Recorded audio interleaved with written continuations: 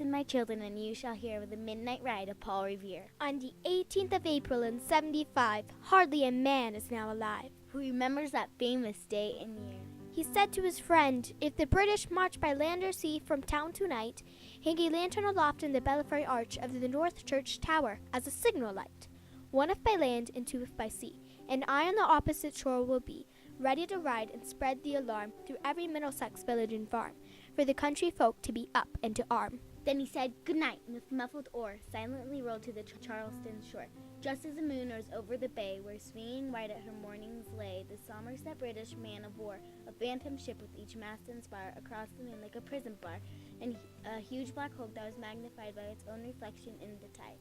Meanwhile his friend through alley and street wanders and watches with eager ears, till in the silence around him he hears the muster of men at the barrack door, the sound of arms and the tramp of feet, and the measured tread of grenadiers marching down to their boats on the shore.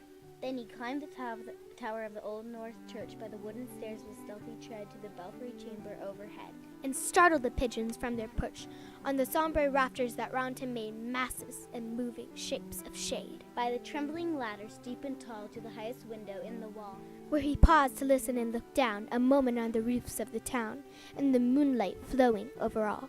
Beneath in the churchyard lay the dead in their night encampment on the hill, wrapped in the silence so deep and still that he could hear like a sentinel's tread the watchful night wind as it went creeping along from tent to tent, and seeming to whisper, all is well.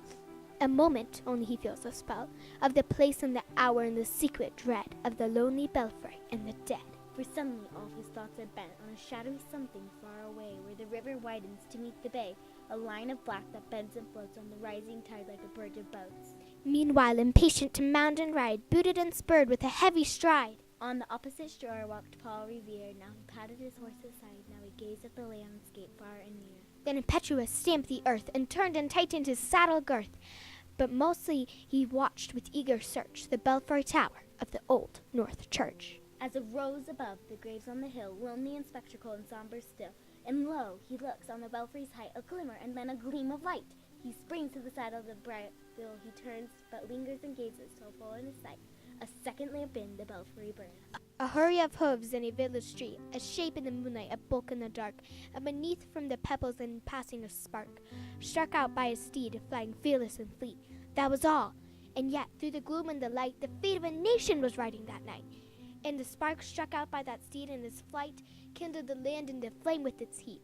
He had left the village and mounted the steep. And beneath him tranquil, broad and deep, is the mystic meeting the ocean tides under the alders that skirt its edge. Now soft on the sand, now loud on the ledge, is heard the tramp of his steed as he rides. It was 12 by the village clock when he crossed the bridge into Medford town. He heard the crowing of the cock and the barking of the farmer's dog, and felt the damp of the river fog that rises after the sun goes down. It was 1 by the village clock when he galloped into Lexington. He saw the gilded weathercock swim in the moonlight as he passed, and the meeting-house windows, black and bare, gaze at him with spectral glare, as if they already stood aghast at the bloody work they would look upon. It was 2 by the village clock when he came to the bridge in Concord town. He heard the bleating of the flock and the twitter of birds among the trees, and he felt the breath of the morning breeze blowing over the meadow brown, and one was safe and asleep in his bed, who at the bridge would be first to fall, who that day would be lying dead, pierced by a British musket ball.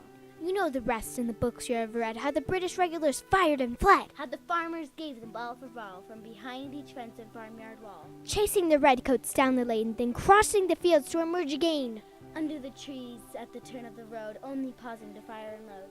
So through the night rode Paul Revere, and so through the night went his cry of alarm to every Middlesex village and farm, a cry of defiance and not of fear, a voice in the darkness, a knock at the door, and a word that shall echo forevermore. For born on the night wind of the past, through all our history to the last, in the hour of darkness and peril and need, the people will awaken to listen and hear the hurrying hoofbeats of the steed and the midnight message of Paul Revere.